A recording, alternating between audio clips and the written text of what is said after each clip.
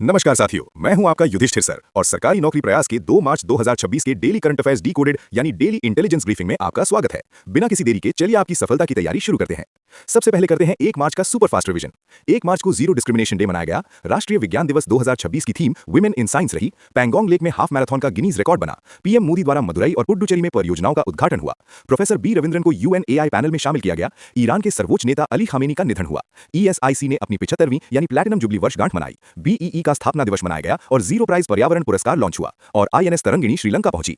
अब आते हैं आज की सबसे बड़ी खबरों पर। राष्ट्रीय बुनियादी ढांचे में एक बड़ा कदम उठाया गया है। नमो भारत और मेरठ मेट्रो। 2 मार्च को पीएम मोदी द्वारा नमो भारत कॉरिडोर और मेरठ मेट्रो को फ्लैग ऑफ किया गया। दूरी और लागत, ये दिल्ली मेरठ के बीच 82 किलोमीटर का कॉरिडोर है जिसकी लागत 12,930 करोड़ रुपए है। समय, इससे यात्रा का समय मात्र 55 मिनट रह जाएगा। स्टैटिक फैक्ट, ये भारत का पहला रैपिड रेल सिस्टम है जिसका संचालन एनसीआरटीसी यानी national capital region transport corporation करता है।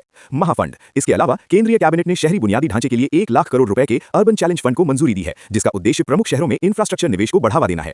ऊर्जा और रक्षा क्षेत्र यानी energy transition tech and defence के अपडेट्स नोट कर लीजिए। Lithium ion giga factory, Andhra Pradesh के रंबिल्ली में भारत की सबसे बड़ी लिथियम आयन गीगा फैक्ट्री लगाई जा रही है। इसकी क्षमता 16 गीगावाट होगी। इसे भारत की अग्रणी सोलर एनर्जी कंपनी वारी एनर्जीज द्वारा स्थापित किया जा रहा है जिससे भारत की ईवी और नवीकरणीय ऊर्जा क्षमता को भारी बढ़ावा मिलेगा।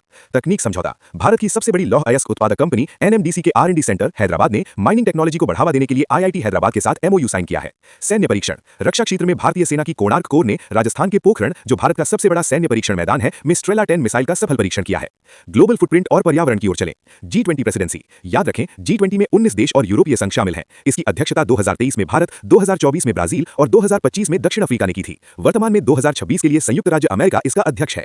महत्वपूर्ण दिवस, 3 मार्च को वर्ल्ड वाइल्ड लाइफ डे मनाया जाता है। इसकी शुरुआत 2013 में यूएनजीए द्वारा की गई थी। 2026 के लिए इस दिवस की थीम है forests and livelihoods, sustaining people and planet.